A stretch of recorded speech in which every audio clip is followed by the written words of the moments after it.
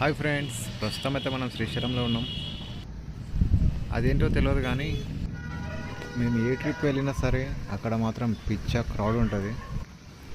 మరి మేము పబ్లిక్ ఉన్నప్పుడు మేము వెళ్తున్నామా లేకుంటే మేము ఉన్నప్పుడే పబ్లిక్ వస్తుందో అర్థమవుతలేదు. ఎక్కడ అయితే పిచ్చ పబ్లిక్ ఉంటుంది. డ్యామ్ గేట్స్ ఓపెన్ చేసినందుకైతే పబ్లిక్ అయితే చాలా ఉంది. దాంతోపాటు సాటర్డే సండే వచ్చింది కాబట్టి ఇంకా పబ్లిక్ అయితే చాలా ఉంది. ఘాట్ రోడ్ మొత్తం ఫుల్ ట్రాఫిక్ జామ్ అయింది. సాటర్డే నైట్ నుంచి మేము మళ్ళీ సండే రిటర్న్ వరకు అయితే చూసినాం, ఫుల్ ట్రాఫిక్ జామ్. మనమైతే బైక్ మీద వచ్చినాం కాబట్టి ఆరామ్సే వెళ్తున్నాం. కార్లో వచ్చినట్టే మాత్రం నరకం చూస్తుండే. ఎప్పటి నుంచో చూస్తున్నా డ్యామ్ గేట్స్ ఎప్పుడు ఓపెన్ చేస్తారో అని. మొత్తానికైతే గేట్స్ ఓపెన్ చేశారు.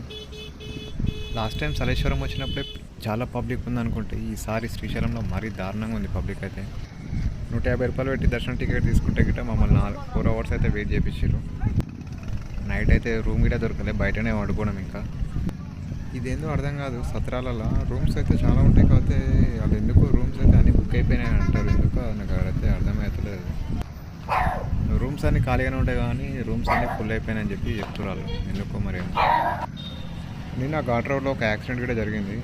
ఒక లేడీ అయితే చనిపోయింది అందులో. మరి ఎలా జరిగిందో నేను కూడా చూడలేదు, కాకపోతే కింద పడి ఉన్నప్పుడు అయితే చూసినా నేను. పక్క వాళ్ళు నాకైతే చెప్పారు.